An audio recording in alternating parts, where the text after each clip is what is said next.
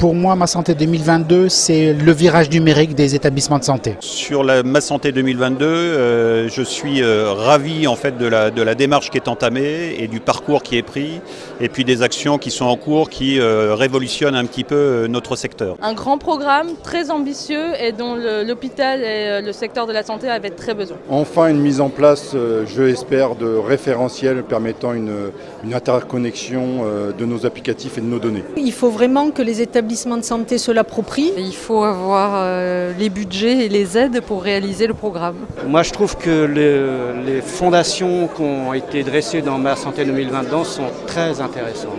Le plan Ma Santé 2022, c'est de pouvoir mutualiser tous les acteurs de soins autour d'un patient dans l'intérêt du patient. C'est un gros défi parce qu'on va devoir intégrer de nouvelles manières de prendre en soin les patients. Alors le point clé, je pense que ce sera vraiment cohésion et interopérabilité. Faire en sorte que tout le monde puisse travailler ensemble, ça nécessitera des bonnes volontés. Aujourd'hui, c'est vraiment d'apporter cette prise en charge autour du patient. On tourne autour de ça avec des outils qui, je l'espère, un jour arriveront à être vraiment convergents et pouvoir partager de l'information le plus simplement possible. Le challenge, c'est une prise en charge 24 heures sur 24, 7 jours sur 7, mais pas qu'à l'hôpital, sur l'ensemble du territoire et n'importe où se trouve le patient.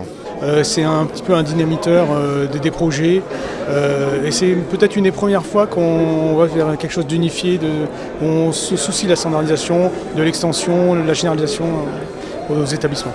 Aujourd'hui, on n'a pas assez écouté le patient.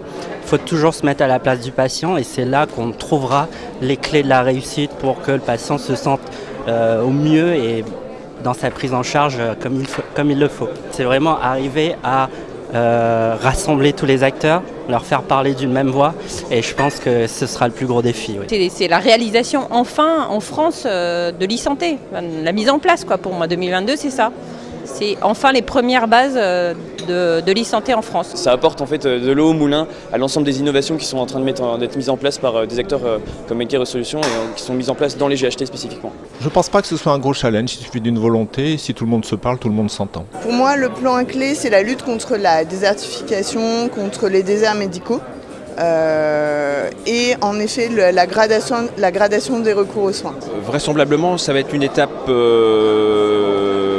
complexe à appréhender, mais qui peut apporter beaucoup de choses si les plans d'accompagnement existent et sont mis en place. Ma Santé 2022, c'est une utopie pour moi réaliste, qu'on aimerait bien voir réalisée.